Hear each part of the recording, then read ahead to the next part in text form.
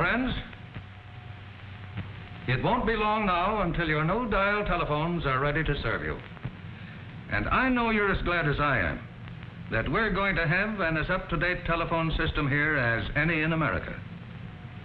Now, most of you are acquainted with what a dial telephone looks like because nearly all of the installations have been made in your homes. But lots of other work has been going on around town too, as you've probably noticed. The wiring that runs to your homes has been checked. New pole lines have been put up.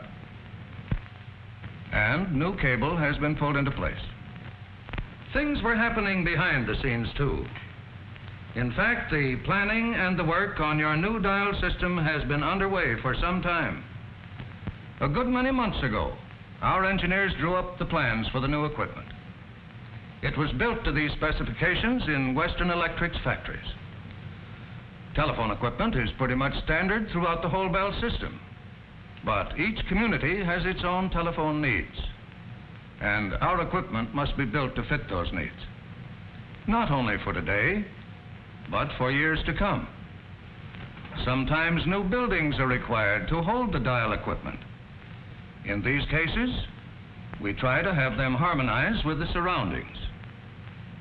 It took a lot of time for our men to install equipment for dial service, and it took many days to put the new telephones in your homes.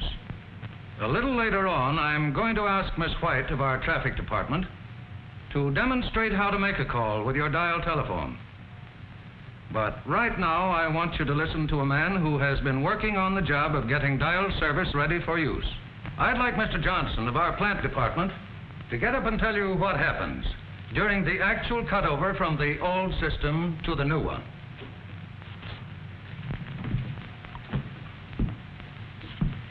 Well, ladies and gentlemen, of course you know from what you've already heard that putting things in good shape for the new system has been quite a job. The main thing now is we're heading toward the time when we make the actual change to the new service, what we call the cutover. So that there'll be no break in the community service, this must all be done in a few seconds. You can see these are mighty important seconds and mighty exciting seconds. When the signal is given, the little fuses are pulled out of the lines that were part of the switchboard service, and the old service dies. And at almost the same instant, few seconds at most, we close the connections in the dial apparatus, and it is ready to handle your calls. From then on, you will have a dependable electrical operator at your service, ready at an instant's notice, one that will be there 24 hours a day to handle your calls. Instead of hearing the familiar "number please," you will hear the dial tone, which says the same thing electrically. Thank you, Mr. Johnson. And now Miss White will give you some pointers on using your new dial telephone. Miss White. Mr. Johnson has just told you that your calls are handled in the dial system by an electrical operator. Of course, you've got to understand that the dial system doesn't do away with the need for human operators. Although more than half the telephones in America are dial, we have more operators than we ever had before. Better service means that people make more calls, and more calls mean more operators. Dial or no dial, you'll still be placing out-of-town calls. You'll still want us to find unlisted numbers for you. Or you may need help in an emergency. So don't worry, you'll find operators just as before when you need them. Now, I'm sure that most of you have used a dial telephone before, but perhaps you'd like to know why it works the way it does. We'll use this equipment over here to demonstrate. As you can see, this big dial looks like the one you have on your new telephone. Suppose you've got a number you want to call. What's the first thing you do? Take up your receiver and listen for the dial tone.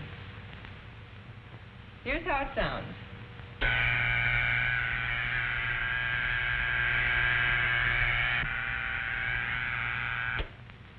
The dial tone is the equipment's way of telling you that it's ready to put through your call.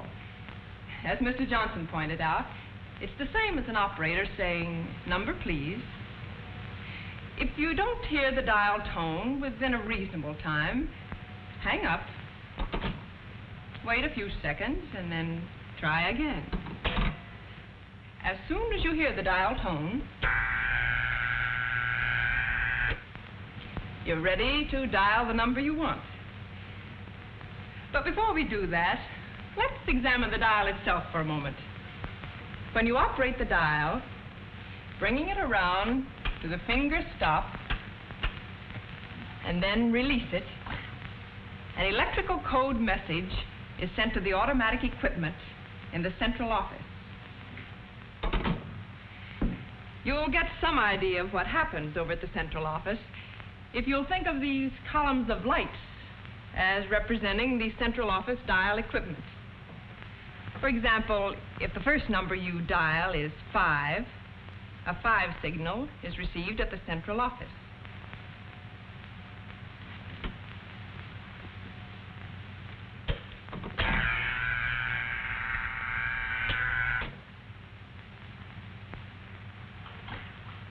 Here, the signal appears in the first column of lights as 5. Say the next number you dial is 6.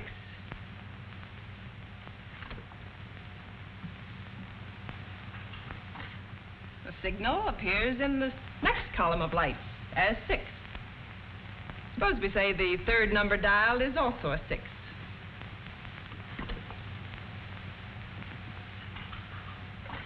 It will appear in the third column of lights, and so on. Of course, the dial equipment receiving these signals in the central office is quite different from anything we have here on the platform. But in any sequence of numbers, the number you dial will cause a particular signal to be sent to the dial equipment in the central office.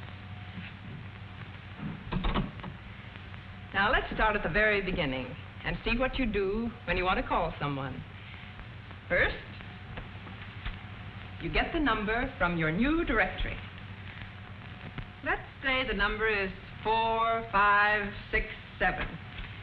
Then, pick up your telephone and listen for the dial tone. As soon as you hear the dial tone, you can start to dial the number. Here's the dial tone.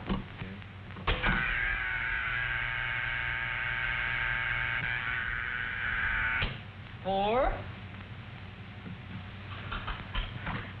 Notice the first column has received the signal 4, and so on with 5,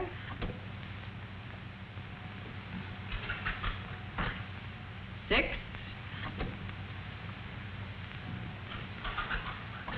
and 7. Always pull the dial all the way around to the finger stop and lift your finger after each number so that the dial swings back of its own accord. This is important because the electrical signals are sent to the dial equipment only as the dial swings back. Any interference with the return of the dial may result in you getting a wrong number. Soon after the last number is dialed, you will usually hear this tone.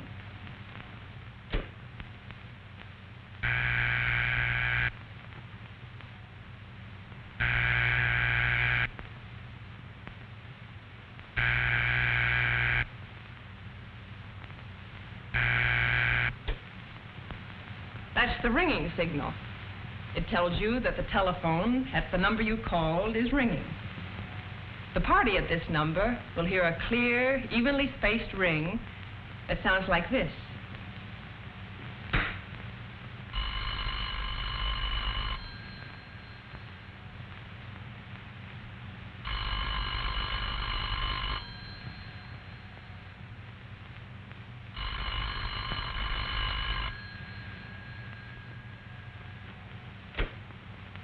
The ring will continue until the telephone is answered, or if no one answers, until you hang up.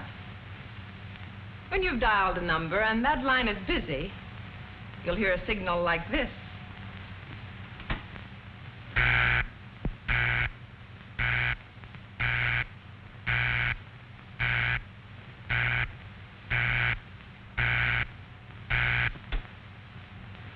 If you hear the busy signal, simply hang up and wait a few minutes for the people who are talking on the line to finish, then try again. When you raise your telephone and listen for the dial tone, but discover someone else talking on the line, hang up and try again after you've waited a reasonable time.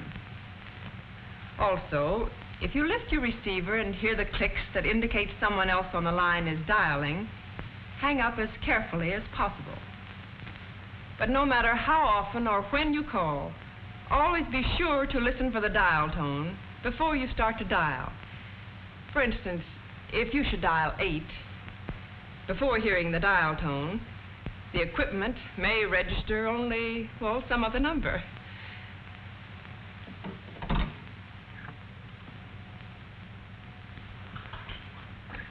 Five. The reason is really very simple. You started to dial before the equipment was ready, and so it didn't receive all the electrical signals you tried to send it. The main things to remember are, first, look up the number in your new directory. Second, raise your telephone and listen for the dial tone.